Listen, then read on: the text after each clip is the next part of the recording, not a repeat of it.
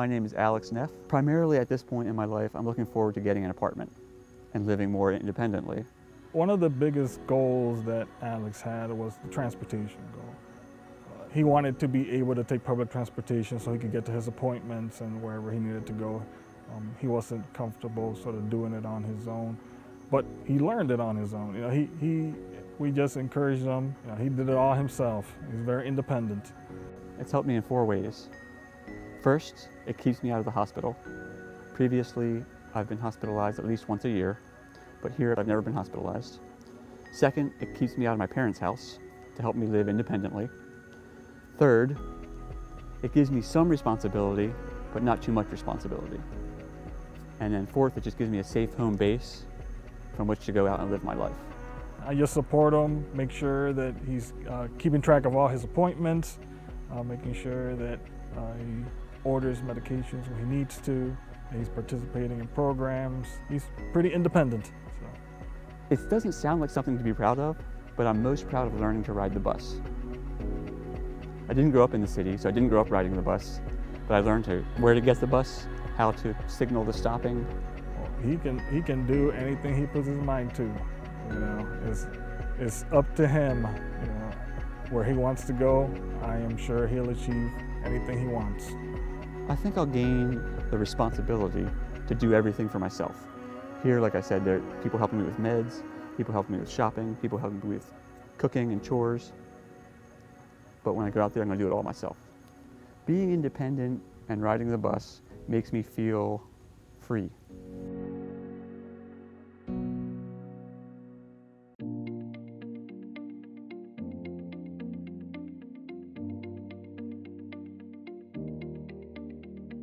Oh, it was a lot easier and made it a lot easier to move in and stuff. He's actually doing very well living on his own. He has a Ring doorbell, so when you push it, it rings throughout the house. And he does have it hooked up to his phone, which is upstairs. One thing he does have is motion sensor, so we put the motion sensor on it so we can kind of be like, okay, is someone coming in his doorway? When I'm upstairs and that little thing on the door, I can't hear upstairs, so that's why they had to put the Ring app in so they can see who's at the door. He has the normal standard fire alarms that you would have to have. So if you look right next to it, that little round box is actually a Simply Home sensor. If his fire alarm goes off, it sends an alert to staff so we can call and be like, hey Neil, what's going on? Are you okay?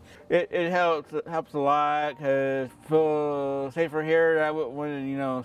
Another item he has is what I call the big red button. It is basically a panic button. So if something happens, he can just hit it. And once again, you'll notify staff, so either staff can call him and say, hey, what's going on?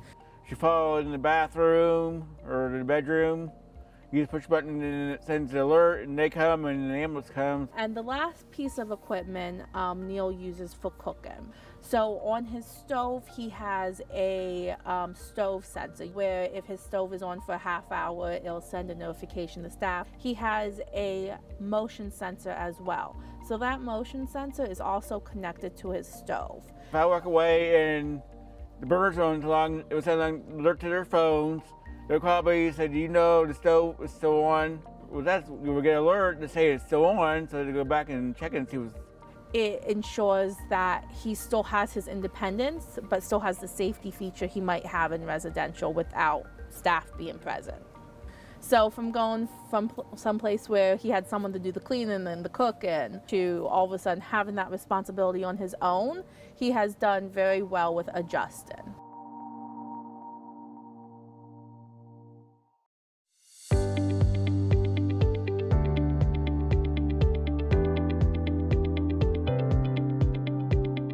This is a fantastic new era for Susquehanna Service Dogs. We were able to finish our capital campaign and begin building the Robin C. Reed Training Center in July of 2021. And just 9 months later, everything had taken shape and we were able to open in May of 2022. It has been a fantastic opportunity for our partners, our volunteers, our staff, and our dogs. This has changed every single thing about the way we do our job, from how we take care of the dogs to what the morning routines look like with being able to give them adequate exercise, potty breaks, feeding. in a space that's separate from the area that they're training and working. It's allowed all of our trainers to be able to have offices and desk space. It's actually given us a number of opportunities to be able to train things in a much more realistic setting. One of the things about this new space is that we have training opportunities for our professional trainers and for our partners to be able to practice with the dogs here in a space that is more controlled before they head out in public. And then also for our partners to build their confidence in working with their dogs before they go out in public and face some of the other challenges that individuals experience working in a public space. We have a building that's been designed to give us spaces that really simulate areas that look like home environments. So our relaxation room obviously serves a wonderful purpose for our partners and our volunteers and our staff members that might need a quiet place to be able to decompress due to any kind of disability. However, it also makes a wonderful replica of somebody's living room. So when we're doing training that's going to be home-based in a living room, we have the option to be able to practice in there. So it simulates a very home-like environment. So when we have dogs that need training to be able to practice more public type of settings, parking lots, sidewalks, curbs, automatic doors, public restrooms, things like that, we also have the benefit of having that on site as well. I am so excited to be able to see our program grow. Growing in this size means that we have the space to also grow in the number of dogs that we have that are participating in our program, the number of staff that we have, the number of community events and educational events that we're doing for the community, the number of volunteers we have. And the end goal of all of those is that means that we can get service dogs to more people who need them, and we can do that more quickly. One of the greatest improvements of having this training center is the ability for our partners and for our volunteers and our dogs to be able to learn in an environment that makes them more successful in everything that they do.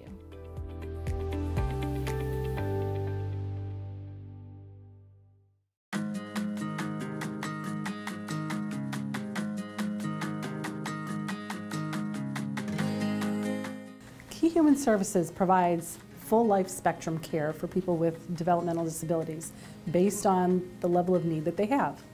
I think when you ask a developmental disability nurse where she works, the answer is everywhere.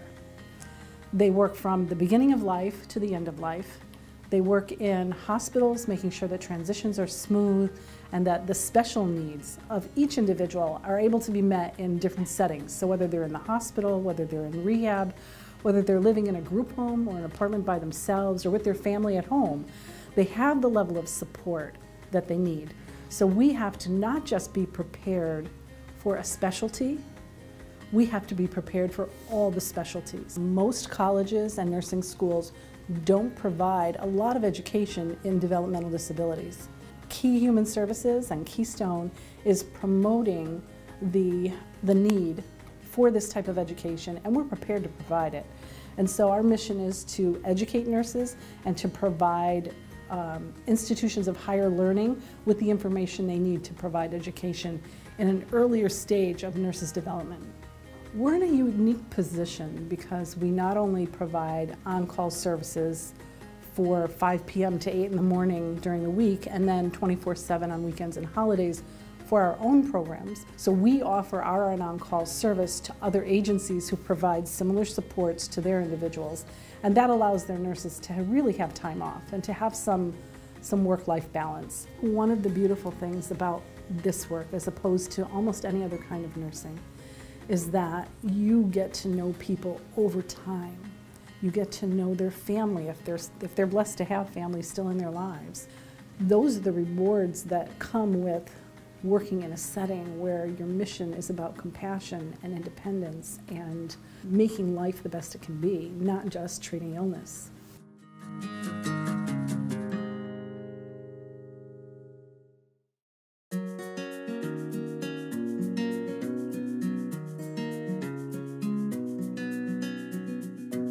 The Bank Street Center has 9 classrooms currently. We can have up to 11 classrooms. We have a very diverse group of children. It's a very comprehensive program. We do health, we do nutrition, we do family support, so we're really preparing them for their future.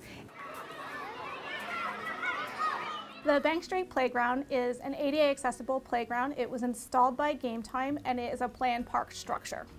It was partly funded by the Dauphin County Gaming Grant. The Bank Street Center is funded by the Head Start Supplemental Assistance Program and serves 166 children ages 3 to 5. There's an intense focus on providing services to the whole child and helping prepare the family for kindergarten, therefore directly supporting school readiness. In addition to the structure, Head Start has painted preschool-friendly stencil art, installed oversized flower chalkboards, and has a large shade structure installed. These playground enhancements were designed to enhance outdoor learning environments and provide a functional, gross motor space for children.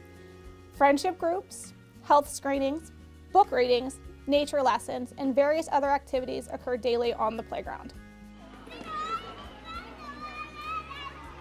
The impact that it has on the children here is unbelievable. It's good for mental stability. It's great for just, them being outside, getting that fresh air. It's just kind of an open, free time for them to just run and play and have a good time. Engaging with each other, interacting with each other, expressing what they feel.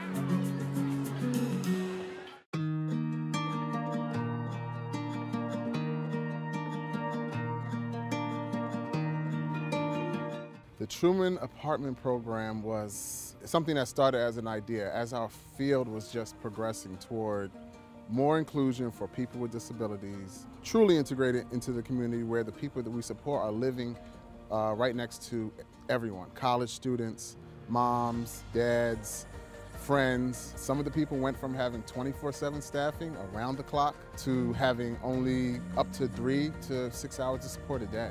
I love it. It's very nice here, and people are nice. The neighbors. Yeah, it's very nice here. It's definitely teaching them how to be more social. Shanae would never speak to anyone when she first moved in. She was very shy, very to herself, whispered to you to talk to someone else. Now, if something bothers her, she'll let you know. So the fact that they know that they have someone who sees them every day that they can depend on, just call us when we off. Yeah. I always want to be there for them, shoulder to cry on, someone to talk to, when they just need to vent or, just having a bad day. Like my older brother and sister. Yeah. Yes, I have a job now at Outback, a restaurant. Very nice, I love it. Everybody's nice and friendly, and it's easy, and get the job done. She loves her job, so she gets to sit down, she gets a free meal. That's her favorite part. And making money. And she making loves the money. fact that she has money. Because she likes to get her nails and her toes done. Yes. The people that live here truly feel a sense of independence that I don't think they expected or even we expected when we first thought of this idea.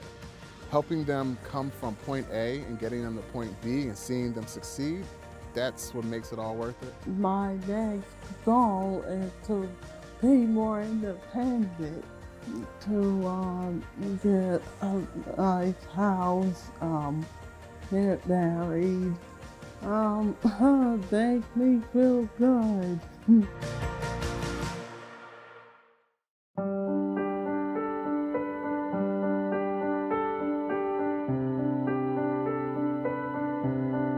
In the very first days of the war in Ukraine, some of our team heard the rumbling of bombs in the background in the morning, and within 24 hours were responding on the south border at Palanka near Tudora.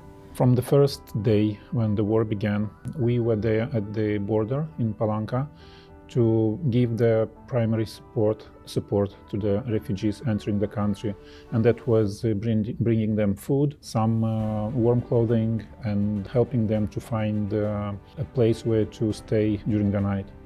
But we're not set up to be a humanitarian aid response organization, and so quickly we connected as colleagues and said, aid is coming, help is coming, what can we as Keystone do that fits our mission and fits the way that we know we can serve best and support best.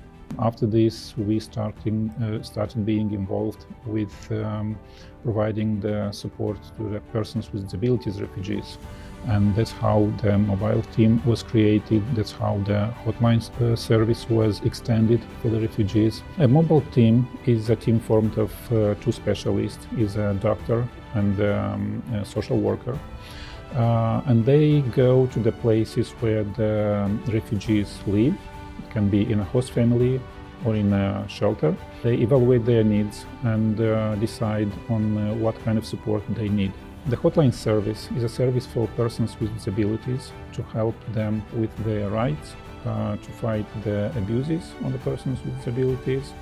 When the war in Ukraine started, we added new responsibilities to the hotline, and that is to provide support for the refugees with disabilities.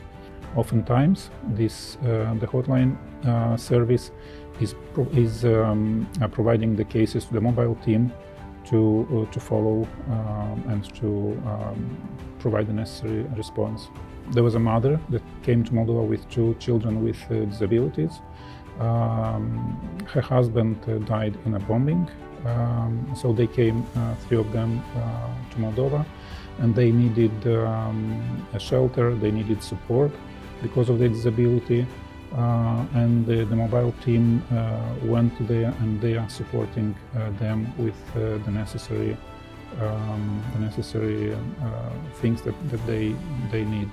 One of the things that I really appreciate about Keystone Moldova is our focus to take care of community and to take care of each other, and that we were able to pull in the resources from our colleagues in the U.S. and board members to help support how we're not only providing mental health first aid to people who are being violently displaced by this war, but also to take care of each other, to remember that that was important too.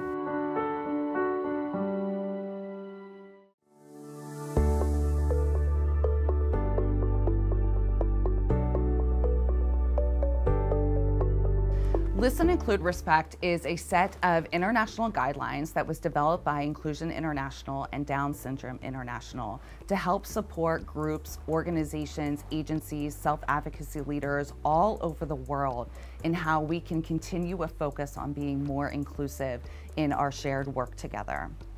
The Listen, Include, Respect guidelines, I view them as a roadmap to help organizations like Keystone Human Services always stay focused on making sure that all voices are heard and that people impacted by disability are part of our projects and participating in a meaningful way. As the advocacy coordinator, I make sure that these people are getting what they need to empower them. Empower them is to be a self-advocate, that they can say they want to be like Bill. Look at what Bill can do. I can do it too. You know, because a lot of people with disabilities don't get chances. Listen, include, respect means you should listen to me. Listen what I have to say. Include me into wherever it is. Include me in my neighborhood. Include me in the community. Respect me. Respect me as a person, not a person with a disability or possibilities. In the past, direct support professionals were viewed primarily as a caregiver. And Keystone Human Services has been at the forefront of reshaping that image. A direct support professional is a coach, a teacher, a role model, an advocate for inclusion, a community bridge builder.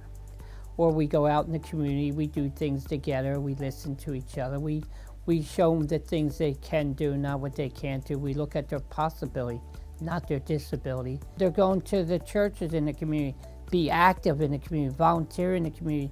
So people will say, oh, there goes that guy or goes that woman, you know, they have a name. Inclusion is a journey. Once this work is begun, it has no end. Inclusion isn't a project or a task or even a training. Embracing inclusive practices and celebrating diversity isn't something we do, it's who we are. And one of the things that I appreciate most about Keystone Human Services, and one of the things I'm most proud of in being a part of this organization, is our commitment to that journey.